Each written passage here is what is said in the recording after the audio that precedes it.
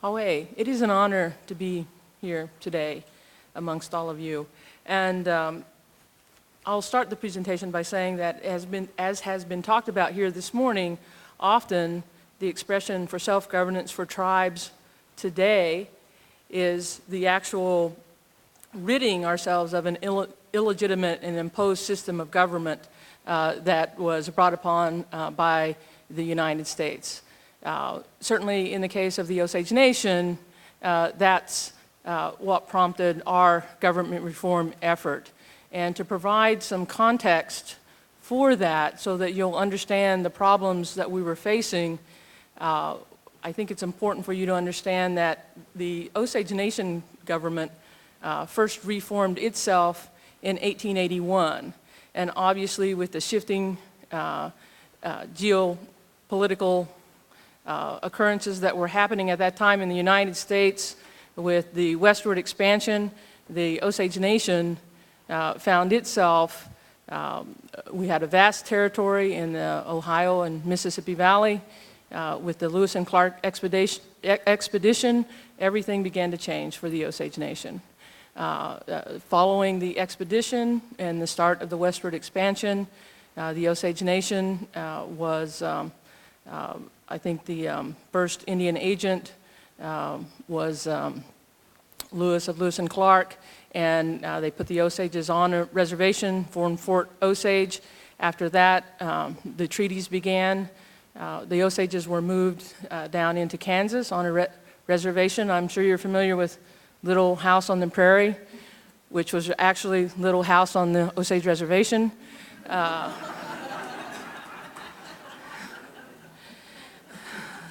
All those Indians that you saw surrounding Laura Ingalls, those were Osages.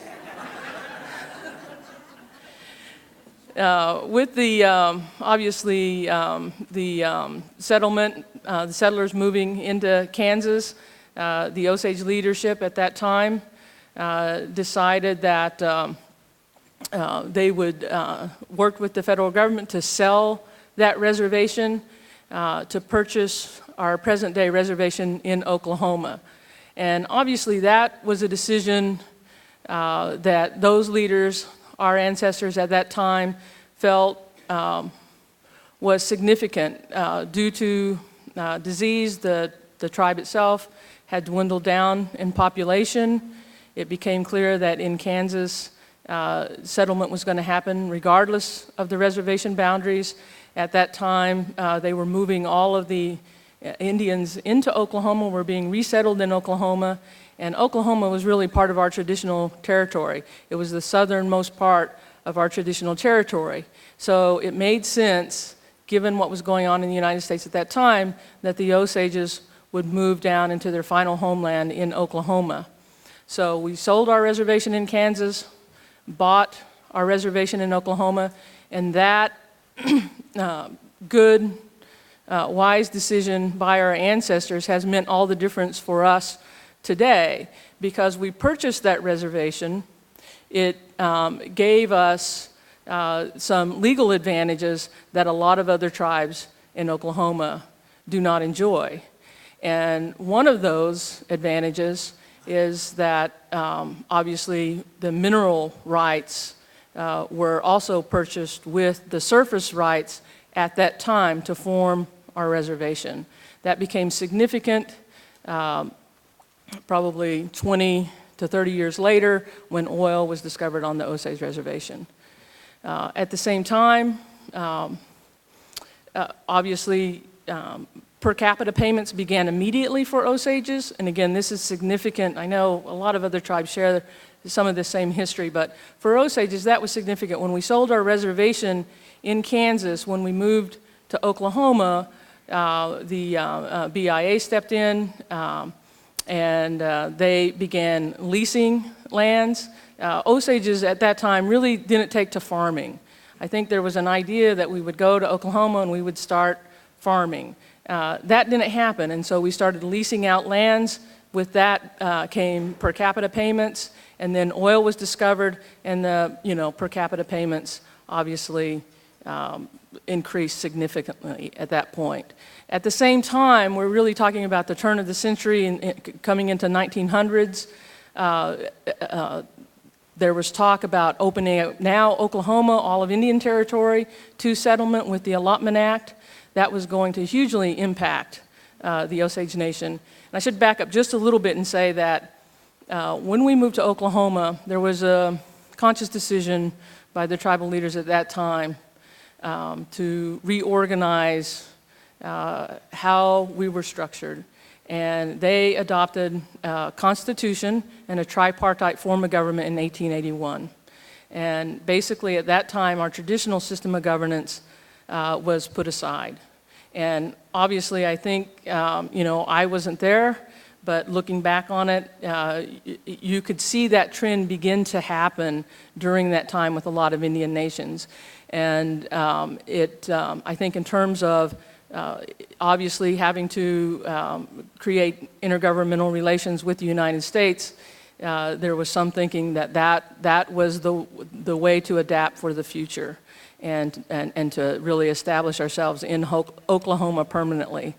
So that decision with that new form of government and the purchase of our reservation really created a situation that when they began to open up Oklahoma for statehood, that the Osage Nation was the only tribe that stood in the way of allotment. And that was due to the fact that we owned the land already. So a deal was worked out eventually where all of the other tribes allotted their land in the way that you're familiar with, where every other parcel was opened up for settlement, and every other parcel from that was individual ownership by tribal members. And the Osage Reservation, every parcel was distributed to Osage tribal members. So they went around once with a parcel of land. They came around again. At that time, there were 2,229 Osages. They came around again, and then they came around again. So all of the Osage Reservation was allotted, but it was allotted only to Osages. And that's, again, legally significant for us today. I'll try to move forward here pretty quickly. All of that context is necessary to understand that along with the Allotment Act also came an imposed system of government. So that 1881 tribal reorganization under Constitution, that was abolished in 1900, illegally abolished by the United States. And with the Allotment Act was also an imposed tribal council system, very similar to what other tribes got later with the Indian Reorganization Act. So from 1906, if you fast forward to 2002, between that period of time, there were many efforts by Osage tribal leaders to reassert our sovereignty. All of those were, I guess, thwarted to a degree because of the 1906 Allotment Act. So legally, Osages were exempted out of the IRA. We were exempted out of most other tribal policy because if you go back and you look, you'll see that for Osages, we have a lot of laws specific only to Osages, and we have a lot of federal regulations specific only to Osages because of the 1906 Allotment Act. So what that meant is with the changing winds of tribal or Indian policy with the United States, we were not subject to that. The only thing that really significant in terms of Indian policy that we were almost affected by was termination. There was at one point an effort to terminate the Osage tribe. We escaped that, and when self-governance came into effect, we were exempted out of that.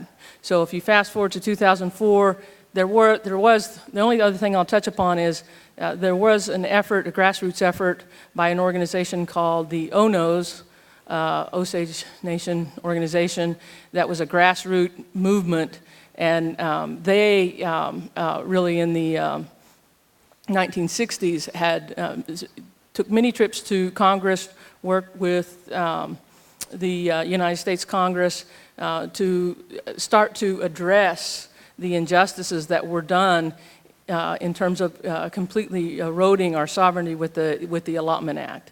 Now, the only other thing I think is relevant here is that with the 1906 Allotment Act, what happened is as they allotted the land, they also allotted the rights to the royalties that came from the mineral estate.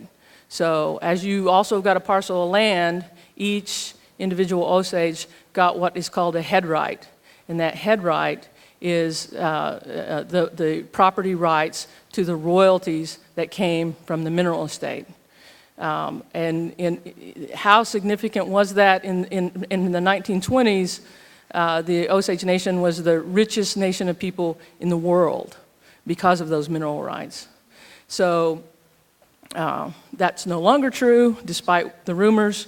But at that time, during that time, you'll see a lot of history that talks about that period of time for the Osages. You know, we had people like Eleanor Roosevelt visiting, that kind of thing. That often comes with a wealthy nation is also a lot of people that become suddenly very interested in who you are.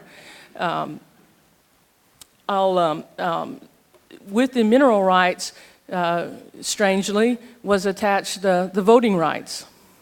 So the imposed system of government that we were given by the United States, it did look very much like an IRA government, with the difference being that the only people who could vote were people who had a head right or a portion of a head right. So essentially they created a plutocracy. So during that time, when it was created, everybody got a vote. You know, however many generations down, when we got to 2002, 2/3 of Osages were disenfranchised because of that system of government. So the only way you can receive a head right is to inherit a head right. If your parents are alive and you're lucky enough to have your parents alive like I am, you know, my mother has a head right or a portion of a head right. I do not. So for many Osages, what that meant is you may be 40, 50, 60, sometimes 70 years old before you actually got to, you know, engage with the government or be part of the government. That's both as an official and as a voter. So you can imagine the division and the strife this caused, you know, the nation over the years. So there were lots of issues that came with that. There was a court case that was significant that was brought on behalf of Osages, by Osages. It's called the Fletcher case. Some of you may be familiar with it.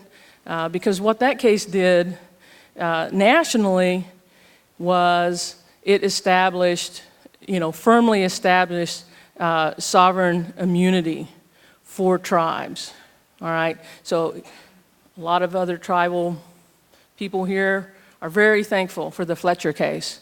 What it meant for us as Osages is something very different, because what happened as a result of the Fletcher case is that upon appeal, the then tribal council basically was able to undo a government that had been installed that represented all of the people. So Fletcher and a group of Osages brought the case to say that we're all Osages, we should be able to determine who gets to vote versus having the United States.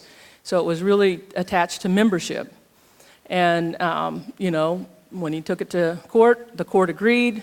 A new government was installed, so we basically had two governments running parallel at that time. We had the tribal council, and we had the new government.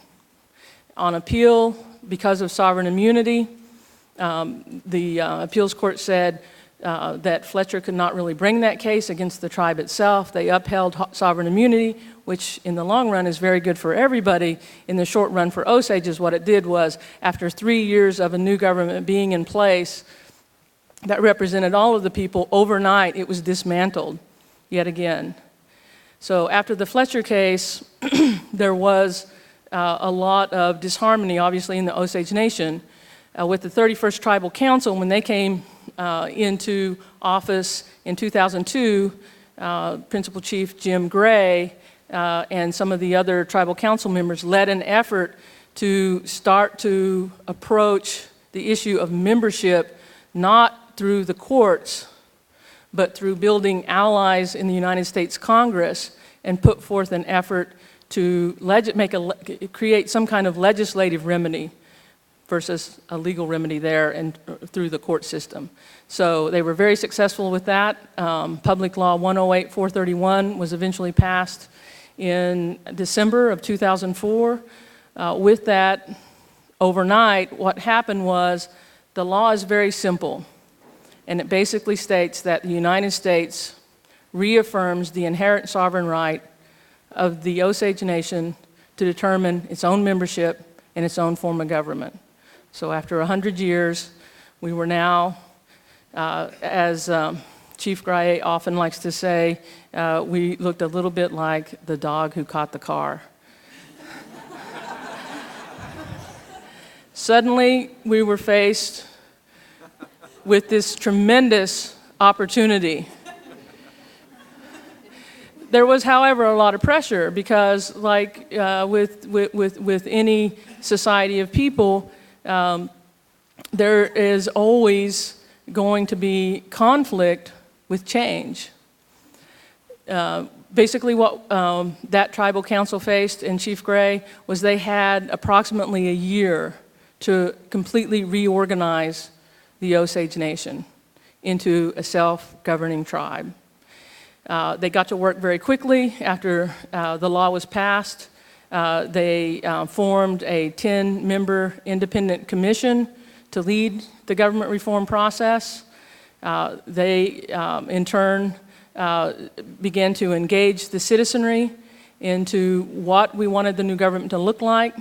First and foremost, I think everybody felt strongly that they wanted a government that was accountable to them. With that, many conversations began to be had. We reached out not just within our own reservation, because there are Osages that live all across the United States, and there were approximately 25 community meetings held to gather input. There was a survey that was sent out and conducted. There was a referendum. We held a referendum on the very difficult questions. There were approximately 16 questions that we felt like the survey didn't address. One of the primary things being that what was to come of the tribal council. People felt very strongly they still wanted a body to represent only the shareholders or the head right holders. So those kinds of issues were put forth in a referendum.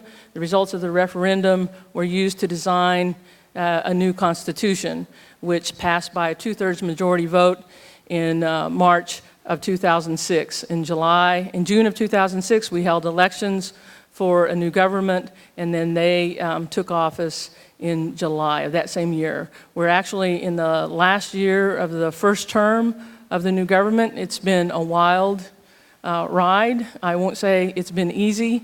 All that talk this morning about, it's, sitting around and talking about something is easy enough. It's a luxury, really. But when you actually have to get in there on a day-to-day basis and struggle with a new democracy, it becomes evident why new democracies fail, not just here, but around the world. In closing, what I would like to do, I know I spent most of my time on the problem. I apologize for that. The context was so important for us, though, so that you all can understand why this story has become so compelling. The other thing I'll say is that one of the boldest things the new government did when they came into office was they started a the very first year, there was a citizen-led strategic plan developed. And again, borrowing from what we learned in government reform and going out to the community and engaging them specifically in the process, that was repeated in the strategic planning. So we came up with a 25-year strategic plan in the first year of the new government, and that has been really an important move by the new government and has rooted us even more in creating a firm foundation for this level of change. In closing, what I'll do is I'll read to you the preamble that was developed for the Osage Nation Constitution, because I think it really sums up the principles and values that became the bedrock of that reform effort. We, the Osage, known as the Osage people, having formed as clans in the far distant past, have been a people, and as a people have walked this earth and enjoyed the blessings of Wakanta for more centuries than we truly know. Having resolved to live in harmony, we now come together so that we may once more unite as a nation and as a people, calling upon the fundamental values that we hold sacred: justice, fairness, compassion, respect for and protection of child, elder, all fellow beings, and self. Paying homage to generations of Osage leaders of the past and present, we give thanks for their wisdom and courage. Acknowledging our ancient tribal order as the foundation of our present government, first reformed in the 1881 Constitution of the Osage Nation, we continue our legacy by again reorganizing our government.